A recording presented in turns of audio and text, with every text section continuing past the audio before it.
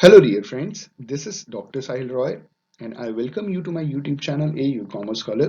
Today's topic is determinants of elasticity of supply. जी हाँ students, आज हम बात करेंगे उन फैक्टर्स के बारे में जो बेसिकली इलास्टिसिटी ऑफ सप्लाई को अफेक्ट करते हैं। इन्हें हम determinants of elasticity of supply कहते हैं। ये कुल मिलाकर के 9 ऐसे फैक्टर्स हैं जिसका सप्लाई की इलास्टिसिटी के ऊपर इफेक्ट पड़ता है। इस वीडियो को लास्ट तक जरूर देखिएगा, बहुत ही डिटेल वीडियो है।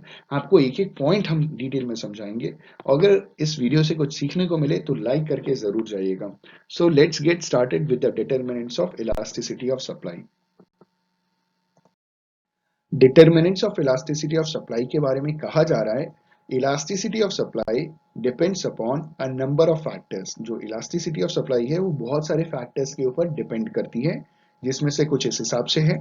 पहला, behaviour of cost of production. जो कॉस्ट ऑफ प्रोडक्शन है उसका बिहेवियर क्या है। कॉस्ट ऑफ प्रोडक्शन आप जानते हैं, किसी भी चीज को प्रोड्यूस करने की जो लागत आती है, जो कॉस्ट आती है, ठीक है, उसकी बात हो रही है। दूसरा है टाइम एलिमेंट। तीसरा है nature of the commodity.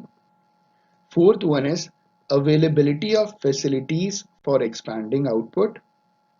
Fifth one is nature of inputs. Sixth one is nature of techniques of production. Seventh one is factor mobility. Eighth one is risk taking. And last one, which is ninth one, is expectations about future prices. तो ये कुल मिलाकर के 9 ऐसे factors हैं जिनके ऊपर elasticity of supply depend करती है। आइए इन 9 फैक्टर्स को एक एक करके डिटेल में समझते हैं। सबसे पहला फैक्टर है हमारा behaviour of cost of production. तो जो कॉस्ट ऑफ प्रोडक्शन है, कॉस्ट ऑफ प्रोडक्शन का मतलब क्या होता है, किसी भी चीज को प्रोड्यूस करने की क्या कॉस्ट आ रही है, क्या लागत आ रही है, उसका बिहेवियर हमें समझना है। ठीक है, तो behaviour of cost of production में सबसे पहले कहा गया है, elasticity of supply depends on change in the cost of producing additional quantity of output. इन्होंने कहा कि इलास्टिसिटी ऑफ सप्लाई किस चीज के ऊपर डिपेंड होती है। वो डिपेंड होती है कि जब भी हम किसी एक पर्टिकुलर कमोडिटी की एक एडिशनल आउटपुट की जो यूनिट प्रोड्यूस करते हैं ना, एक एडिशनल क्वांटिटी आउटपुट का जब भी हम प्रोड्यूस करते हैं, तो उनके कॉस्ट ऑफ प्रोडक्शन में कुछ ना कुछ तो चेंज आता है। तो ये जो चेंज आ रहा है इसके ऊपर इलास्टिसिटी ऑफ सप्लाई डिपेंड करती है। ठीक है, वन मोर टाइम, किसी भी एक पर्टिकुलर कमोडिटी की एडिशनल यूनिट को जब भी हम प्रोड्यूस करते हैं, तो इस एडिशनल यूनिट को जब भी हम प्रोड्यूस करते हैं तो इसका कुछ ना कुछ कॉस्ट ऑफ प्रोडक्शन होता है। इस कॉस्ट ऑफ प्रोडक्शन की वजह से कुछ ना कुछ कॉस्ट ऑफ प्रोडक्शन में चेंजेस आते हैं, कुछ ना कुछ बदलाव आते हैं। शायद शायद आपका फिक्स कॉस्ट चेंज हो सकता है या वेरिएबल कॉस्ट चेंज हो सकता है, कुछ ना कुछ चेंजेस आते हैं। इन सारी चीजों के ऊपर इलास्टिसिटी ऑफ सप्लाई डिपेंड करता है। ठीक है, तो एडिशनल यूनिट को प्रोड्यूस कर रहे हैं, कॉस्ट ऑफ प्रोडक्शन, जो हमारा टॉपिक है behaviour of cost of production. दूसरा कह रहे हैं, if an increase in output by the firms in an industry causes only a slight increase in their cost per unit or leads to decrease in cost per unit, we would expect simply to be fairly elastic. इन्होंने बोला कि अगर output में increase होने की वजह से, कोई भी फर्म है या इंडस्ट्री है, ठीक है, किसी भी इंडस्ट्री में कोई फर्म अगर आउटपुट इंक्रीज कर रहा है जिसके वजह से cost per unit slightly increase हो जाता है या स्लाइटली डिक्रीज हो जाता है, ठीक है, तो हम एक्सपेक्ट करते हैं supply to be fairly elastic. तो उस जगह पे जो सप्लाई होती है वो इलास्टिक होती है। तीसरा और आखिरी पॉइंट कह रहे हैं, if on the other hand increase in supply leads to a large increase in cost of production, the supply would be relatively inelastic. इन्होंने बोला in the in if on the other hand, अगर हम ये consider करें कि increase in supply leads to a large increase in cost of production, अगर हम supply increase कर देते हैं जिसके वजह से कॉस्ट ऑफ प्रोडक्शन इंक्रीज हो जाता है, मतलब लागत बढ़ जाती है, the supply would B relatively inelastic. तो वहां पे जो सप्लाई है वो कंपेरेटिवली इनइलास्टिक कंसिडर की जाएगी। कहने का मतलब क्या हुआ कि अगर सप्लाई के बढ़ाने से कॉस्ट ऑफ प्रोडक्शन बढ़ जाता है, तो यहाँ पे जो सप्लाई है वो इनइलास्टिक कंसिडर की जाती है। ठीक है, तो ये था हमारा behaviour of cost of production. हमारा अगला है टाइम एलिमेंट। तो टाइम एलिमेंट के बारे में कहा जा रहा है कि time period is an important determinant of elasticity of supply. जो टाइम पीरियड है ये बहुत ही इंपॉर्टेंट डिटर्मिनेंट है, बहुत ही इंपॉर्टेंट फैक्टर है इलास्टिसिटी ऑफ सप्लाई का। अलग अलग समय पे इलास्टिसिटी ऑफ सप्लाई टाइम के हिसाब से बढ़ती घटती रहती है, आप जानते हैं इस बात को। आगे इन्होंने कहा, इन्होंने कहा है कि a price change due to change in demand for a commodity, मतलब किसी भी एक कमोडिटी के डिमांड के चेंज होने की वजह से अगर प्राइस में चेंज आ रहा है, may have a smaller response in quantity supplied, उसका क्वांटिटी सप्लाई के ऊपर ज्यादा असर नहीं पड़ने वाला, क्योंकि in the short run since the production capacity में बी लिमिटेड, क्योंकि शॉर्ट रन में जो प्रोडक्शन कैपेसिटी होती है ना बहुत लिमिटेड होती है। इसको कंक्लूड करते हैं, शॉर्ट रन में क्योंकि प्रोडक्शन कैपेसिटी बहुत लिमिटेड होती है किसी भी एक पर्टिकुलर कमोडिटी की, तो उसमें क्योंकि आपकी प्रोडक्शन कैपेसिटी बहुत लिमिटेड है, आप बहुत लिमिटेड में चीजें प्रोड्यूस कर सकते हैं, ठीक है। आप बहुत लार्ज क्वांटिटी में प्रोड्यूस नहीं कर सकते, आपकी क्वांटिटी बहुत निर्धारित है, ठीक है। अब किसी भी एक पर्टिकुलर कमोडिटी की शॉर्ट रन में क्योंकि प्रोडक्शन कैपेसिटी बहुत लिमिटेड होती है, तो उसमें जब डिमांड की चेंज होने की वजह से अगर प्राइस चेंज होता है, तो इस प्राइस के चेंज होने का क्वांटिटी सप्लाई के ऊपर ज्यादा असर नहीं पड़ता, ठीक है। आगे कह रहे हैं third point, therefore in short run supply tends to be relatively inelastic, तो इन्होंने बोला शॉर्ट रन में जो सप्लाई है वो बेसिकली इनइलास्टिक कंसिडर की जाती है शॉर्ट रन में, ठीक है। However in the long run new plant and machinery can be set up and production capacity can be expanded, बिल्कुल सही बात। हम लॉन्ग रन में क्या कर सकते हैं कि नए प्लांट एंड मशीनरी को सेटअप कर सकते हैं और अपनी प्रोडक्शन कैपेसिटी को बढ़ा सकते हैं। तो इसमें हम ये कह सकते हैं कि therefore long run supply tends to be elastic, तो यहाँ पे लॉन्ग रन सप्लाई जो है वो कंपेरेटिवली इलास्टिक है शॉर्ट रन के हिसाब से। हमारा थर्ड फैक्टर जो है या डिटर्मिनेंट सप्लाई का है वो है nature of the commodity. Commodity का नेचर क्या है, इन्होंने कहा nature of the commodity is also an important determinant of elasticity of supply, ठीक है। इसमें सबसे पहले कह रहे हैं कि the supply of durable products are relatively more elastic, तो सप्लाई जो है ड्यूरेबल चीजों का वो बहुत ज्यादा इलास्टिक होता है, उसकी डिमांड बढ़ती घटती रहती है। और इन्होंने बोला durable goods can be stored and hence producers can meet the market demand by running down their stocks. इन्होंने बोला कि मार्केट डिमांड को अपने स्टॉक्स से इन्होंने बना करके रख लिए, तो जरूरत से ज्यादा अगर ये मार्केट में भेज देंगे तो डिमांड कम है, सप्लाई ज्यादा हो जाएगी, तो प्रोड्यूसर्स को नुकसान हो जाएगा। तो प्रोड्यूसर्स ड्यूरेबल गुड्स को क्या करते हैं, अपने पास स्टोर करके रखते हैं और मार्केट में जिस हिसाब से डिमांड होती है उस हिसाब से वो लोग उसे मार्केट तक सप्लाई करते हैं, ताकि इनका कॉस्ट ऑफ प्रोडक्शन और प्रॉफिट इन्हें मिलता रहे। आगे इन्होंने बोला therefore supply of such goods can be increased और decreased quickly in response to change in price, तो इस तरीके की ड्यूरेबल चीजों को हम प्राइस के रिस्पांस में इनकी सप्लाई को बढ़ा भी सकते हैं और घटा भी सकते हैं। लेकिन इन्होंने लास्ट में कहा है कि on the other hand supply of perishable goods like milk vegetables is relatively less elastic, क्योंकि मिल्क बहुत जल्दी पेरिशेबल होता है, खराब हो जाता है, वेजिटेबल्स बहुत जल्दी खराब हो जाते हैं, तो इनकी जो सप्लाई है वो बहुत कम इलास्टिक है, it is less elastic, relatively less elastic, ठीक है।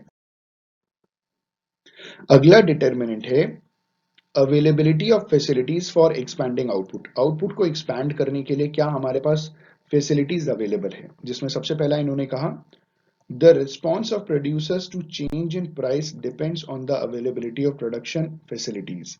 इन्होंने बोला कि जो प्रोड्यूसर्स हैं वो प्राइस को तब चेंज कर पाते हैं जब उनको मालूम है कि हमारे पास प्रोडक्शन फैसिलिटीज कौन कौन सी प्रोडक्शन फैसिलिटीज अवेलेबल है तो देखा जाएगा कर सकते हैं नहीं कर सकते।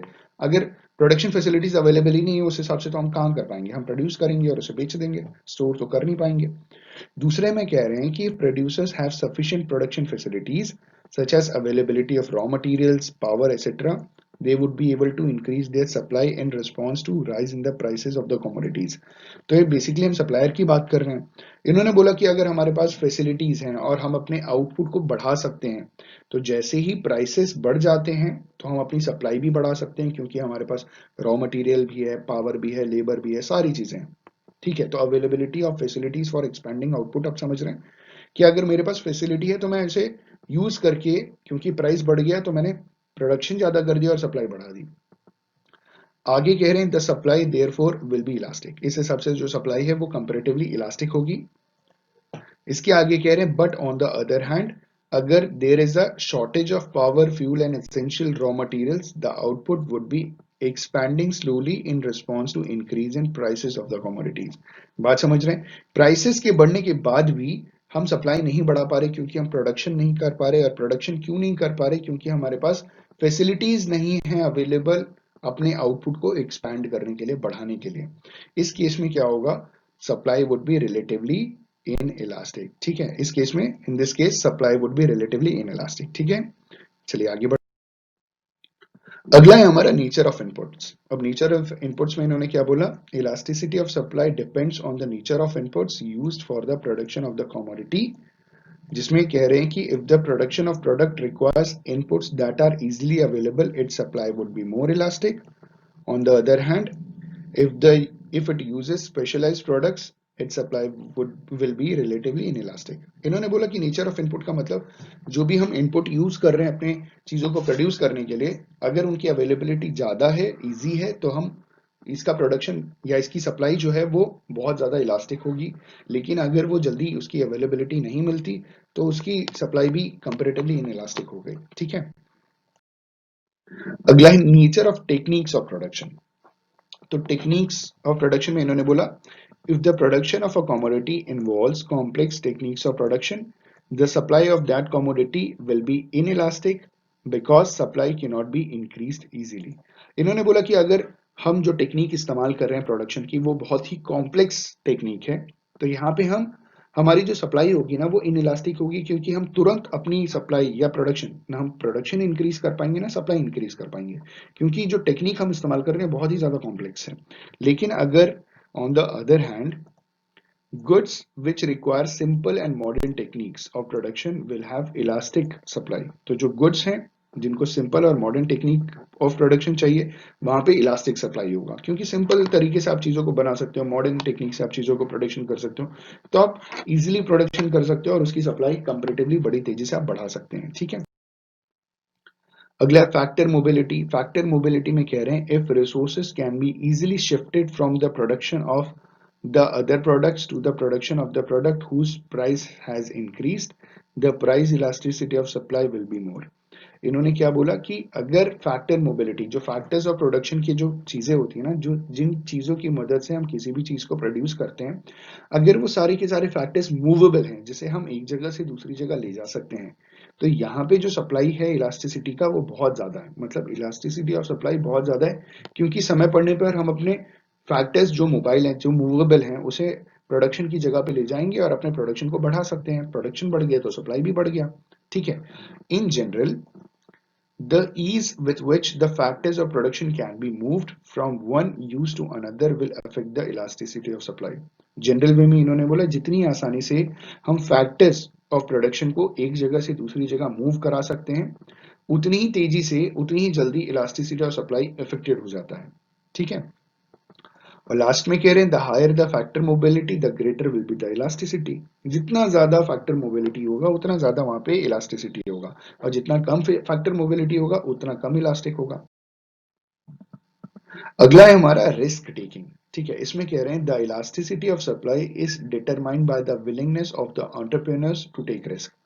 इलास्टिसिटी ऑफ सप्लाई इस चीज के ऊपर भी डिपेंडेंट है कि जो बिजनेस के मालिक हैं, जो एंटरप्रेन्योर्स हैं, अगर वो रिस्क लेने के लिए तैयार हैं तो वहां पे इलास्टिसिटी ऑफ सप्लाई बहुत ज्यादा है। अगर वो रिस्क लेने के लिए तैयार ही नहीं है तो इलास्टिसिटी है ही नहीं उतनी, वो इनइलास्टिक हो गया।